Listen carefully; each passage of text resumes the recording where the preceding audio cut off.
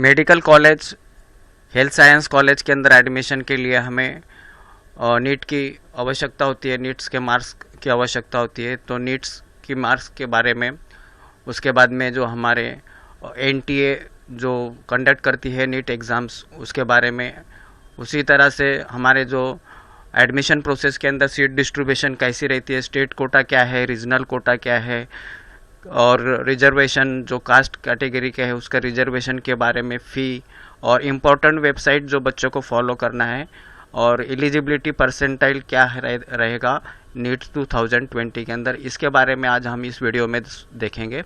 नमस्कार दोस्तों, मैं फिरदौस शेख, डिजिटल बनो यूट्यूब चैनल में आपका स्वागत है।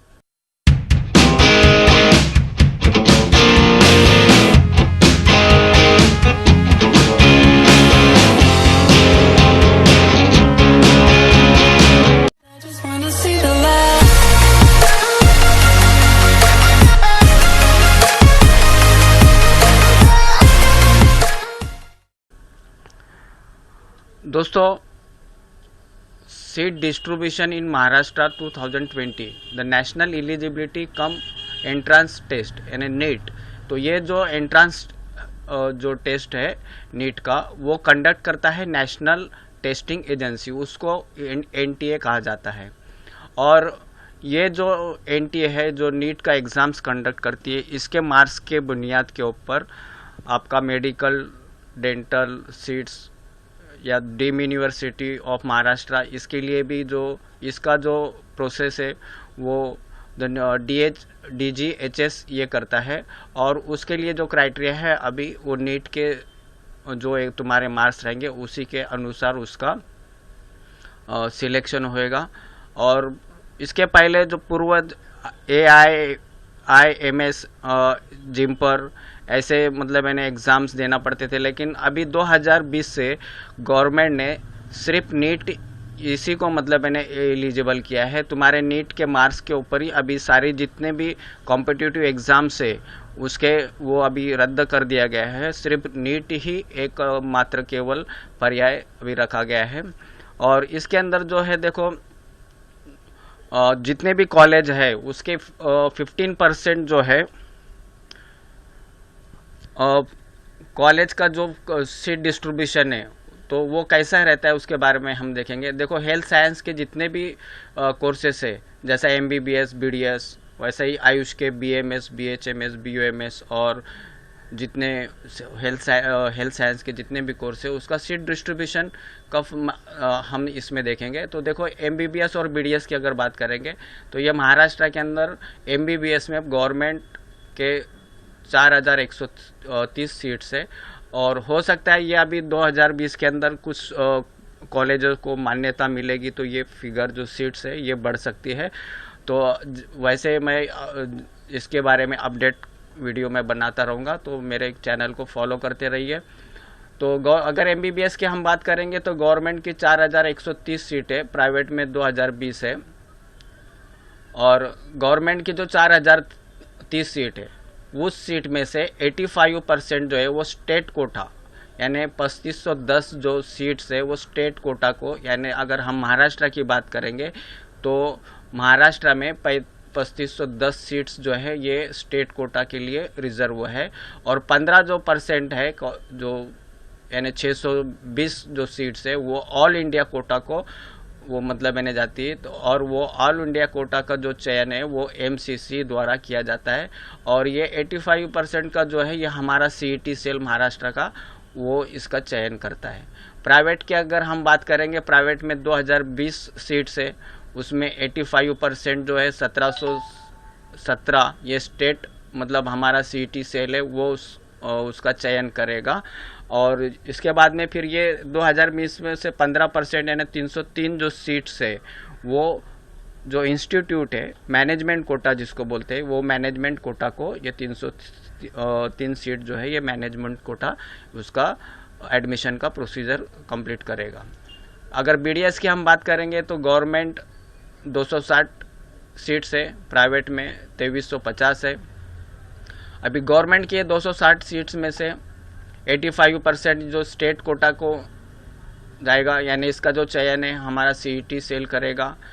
और ये 260 के 15%, ये जो है ये मतलब मैंने 39 सीट्स जो है ये ऑल इंडिया कोटा को जाएगा, और 221 जो सीट है ये स्टेट कोटा को जाएगा। और इस स्टेट कोटा का जो सिलेक्शन है, एडमिशन प्रोसीजर है, वो नीट हमारा जो सीईटी सेल है वो कंडक्ट करेगा, और ऑल इंडिया कोटा का जो सिलेक्शन है वो एमसीसी द्वारा किया जाता है। उसी तरह से अगर प्राइवेट के अंदर हम देखेंगे तो 2350 बीडीएस की सीट्स है, उसमें से 85% स्टेट कोटा यानी सीईटी सेल इसका एडमिशन का प्रोसीजर करेगा, और 2350 में से 15% यानी 352% ये जो कॉलेज मैनेजमेंट है, मैनेजमेंट कोटा के लिए ये जाएगा। अब ये जो सीट्स है ये 2020 के अंदर बढ़ने की अभी चांसेस है, अगर नए कॉलेजों की मान्यता देती है तो ये सीट्स बदल सकते हैं, ये 2019 के अनुसार है। इसी तरह से जैसा एमबीबीएस और बीडीएस है, उसी तरह से जो बीएमएस है, बीएचएमएस है, बीयूएमएस है, उसका भी सेम प्रोसीजर यही रहेगा। बीएमएस के अंदर गवर्नमेंट के कॉलेजेस है, लेकिन बीएचएमएस के अंदर सभी प्राइवेट है, तो इसमें जो है बीएचएमएस के अंदर प्राइवेट कॉलेज होने की वजह से वहाँ पे गवर्नमेंट के कोई कॉलेजेस सीट्स अवेलेबल नहीं है। उसी तरह से देखो, ये हमारे महाराष्ट्र एक में ऐसा स्टेट है कि जहाँ पे जो 85% जो सीट्स है वो सीईटी सेल कंडक्ट करता है प्राइवेट के बारे में। प्राइवेट के अंदर जो 85% जो स्टेट कोटा की सीट है वो महाराष्ट्र के विद्यार्थी के लिए ही रिजर्व रहता है, उधर से अदर जो स्टेट के विद्यार्थी है उनके लिए नहीं रहता है। ये एक अच्छी सी खबर है। और उसके बाद में इसके लिए तुमको जो तुम्हारा डोमिसाइल है, महाराष्ट्र का डोमिसाइल होना बहुत ज़रूरी है। उसी के साथ में ये रिजर्वेशन के साथ में जो देखो पीडब्ल्यूडी जो कैंडिडेट्स है, फिजिकली हैंडीकैप जो बोलते हैं जिसको, उसके लिए 5% आरक्षित रहता है। हिली एरिया के लिए 3% आरक्षित रहता है। और उसी के साथ नॉमिनेशन गवर्नमेंट ऑफ इंडिया के 16 सीट एमबीबीएस के लिए है, 3 बीडीएस के लिए है, और 5 जो है बीएमएस के लिए। अब ये रीजनल कोटा ये क्या है? देखो, ये रीजनल कोटा के अंदर जो है, अभी जैसा हमारे महाराष्ट्र के अंदर रीजनल कोटा के अंदर रेस्ट ऑफ महाराष्ट्र, विदर्भा और मराठवाड़ा, ये 3 रीजन आते हैं। और ये 3 रीजन हर जो भी कॉलेज रहेगा वो रीजन के 70% जो है वो मतलब मैंने उस रीजन के लिए रिजर्व रहता है। अभी जैसे मान लो मुंबई का कॉलेज है तो वो रेस्ट ऑफ महाराष्ट्र के अंदर हुआ, तो रेस्ट ऑफ महाराष्ट्र के जो विद्यार्थी है उनके लिए 70% वो सीट्स रिजर्व रहती है, और 30% जो सीट्स है वो अदर मतलब मैंने स्टेट कोटा में जाएगा। यानी रेस्ट ऑफ महाराष्ट्र के 70% और जो रेस्ट ऑफ महाराष्ट्र के अलावा जैसा विदर्भा हो गया और मराठवाड़ा, उनके लिए ये 30% सीट उसके लिए राखी रहती है। और उसी के साथ में देखो फिर ये कॉन्स्टिट्यूशनल रिजर्वेशन, तो ये शेड्यूल कास्ट के लिए 30% है, और ये गवर्नमेंट के लिए है 30%, गवर्नमेंट जो सीट्स है ये उसके लिए। और रिजर्वेशन ये प्राइवेट अनएडेड इंस्टीट्यूट के अंदर 6.5 है एससी के लिए। एसटी के लिए ये reservation from available state quota के अंदर जो है ये 7% है, और ये इंस्टीट्यूट यानी कॉलेज लेवल यानी मैनेजमेंट कोटा जो जिसको बोलते हैं इंस्टीट्यूट का, उसके अंदर 3.5%। यानी जो स्टेट कोटा यानी 85% के अंदर जो है उसके अंदर एससी के लिए 30% रहेगा, एसटी के लिए 7% रहेगा। लेकिन इंस्टीट्यूट लेवल में अगर आप एडमिशन के लिए है तो वहाँ पे 6.5% की जो सीट्स है उतनी अवेलेबल रहती है। विजय के अंदर स्टेट कोटा में 3% है, और इंस्टीट्यूट के अंदर प्राइवेट इंस्टीट्यूट के अंदर 1.5% है। नोमैनेडिक ट्राइब का यहाँ पे 2.5 है, NT2 के लिए 3.5 है, और NT3 के लिए 2% है, और OBC इंक्लूडिंग SBC। तो यहाँ पे एक बात ध्यान में रखें, OBC और SBC का दोनों का मिला के है 90%। और 90% ये स्टेट कोटा के लिए, यानी 85% कोटा के अंदर 90% है। और जो ये प्राइवेट रिजर्व अनएडेड जो इंस्टीट्यूट है उसके इंस्टीट्यूट लेवल के अंदर 1.70 उसके लिए 9.5% है।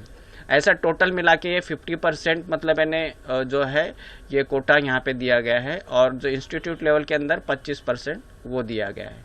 अभी 2019 के अंदर ACBC एक रिजर्वेशन है, तो यहाँ पे ये 30% है, यहाँ पे ये गलत हुआ है, ये ACBC के लिए 30% है, और ये स्टेट कोटा प्राइवेट के अंदर ये भी 60% है, EWS के लिए 10% है। तो इस तरह से ये जो सीट डिस्ट्रीब्यूशन है रिजर्वेशन का वो हमें यहाँ पे दिखाई देगा। और ये देखो यहाँ पे ये पिछले साल में जो मेडिकल का जो फ़ी है, एनुअल फ़ी 85,800 है, उसके बाद में डेवलपमेंट फ़ी 5,000 है। इस तरह से ये सिर्फ गवर्नमेंट या तो गवर्नमेंट एडेड या तो जो कॉरपोरेशन के कॉलेजेस है उसके लिए ये मतलब मैंने तख्ता है, टेबल है। अगर आपका प्राइवेट के अंदर अगर आप करना चाहते हो तो प्राइवेट की जो फ़ी है, फ़ी रेगुलेटिंग अथॉरिटी, उसकी वेबसाइट के ऊपर हर कॉलेज की जो फ़ी है वो दिखाई गई है। उसके बारे में मैं अलग वीडियो बनाऊंगा।